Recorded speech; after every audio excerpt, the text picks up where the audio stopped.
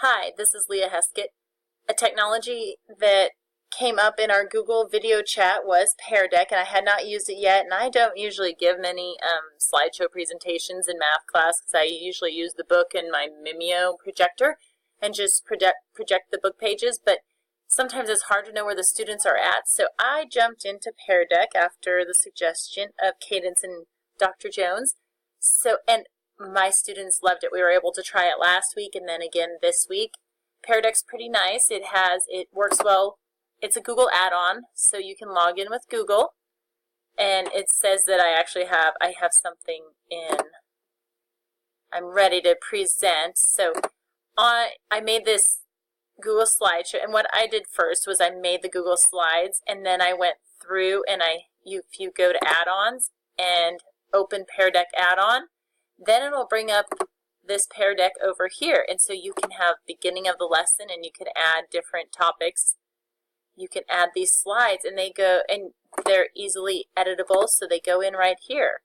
So what I did was I took out part of my math lesson and broke it apart, made my own slides, and then I added a Pear Deck slide, and the students can write their response. I also found today, when I was giving the lesson, that in the middle of a lesson you can have the students answer as well. So I didn't do a good job explaining, but Pear Deck students are on their own device and they go to a web code. So I'm going to log in with my phone so you can see how this works. So once you hit present, then the students can also, it'll take control of their computer and they can watch your presentation. So they have your presentation on their computer at the same time as you're presenting. And I just use the Mimeo for this. So you can go through the slides. And when I got to this one and say I want the kids to answer it here, I would hit new question and then question type. And I just do short text. And then the students can answer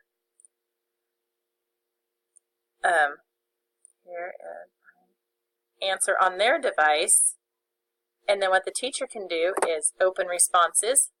And the great thing about Pear Deck is it doesn't tell me whose response that is. So those students that are a little shy and maybe don't want to admit that they don't know what's going on, you can easily see that some of the students aren't getting it and they're a little more honest with their answers. And you can lock the screen, so if you don't want them changing their answers, you can do that. Now you can also, so here's where I had it already made to put in the question. I made my own questions for true and false, so from Pear Deck, so they can go through, and when I move the slides, it also moves the student slide. So here I went and made a response, so then I can see how many were true, how many were false. This just helps immediate feedback for teachers. And then another one, and I could add a question to it if I wanted to, or I can have them answer. They can answer it verbally, they can answer it on paper, but it's nice that they can answer it through Pear Deck, and you can show the responses. So here, if I answer this one, and this one, for some reason, you would have to type in false. So there's the answer from the student. And what I also like is at the end of your presentation. Now, what you can do when you're making your presentation in Pear Deck, you can edit these slides through Pear Deck. You can go ahead and edit the text. I did not, but the students can either agree or disagree, and they take this blue dot and they move it. So let me show you on Show Responses. So they can move this, and if they're not sure of what's going on, they can put their dots at disagree.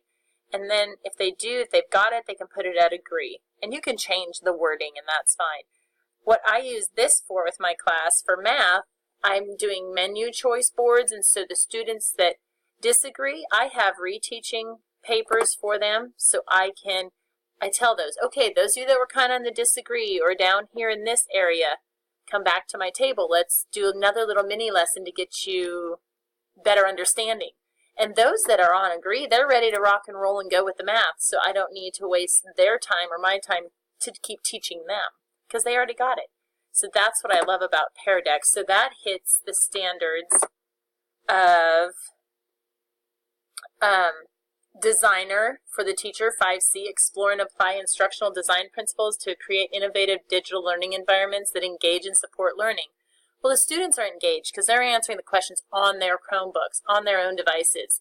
I don't have to give, thumbs up if you've got it. I can see it right on the screen, and they're a little more honest that way, I feel. And then it also is ITSE 7A for analysis educators, which provide alternative ways for students to demonstrate competency and reflect on their learning using technology. So I can see if they have it or not. And you can do this for review. You can use it for so many different things. And I have one more app smashing is what they call it on the Google Teacher Tribe. And that is where I took my Pear Deck lesson just like this, and I screencasted it. So I went through the lesson and was talking and videoed myself talking about the lesson.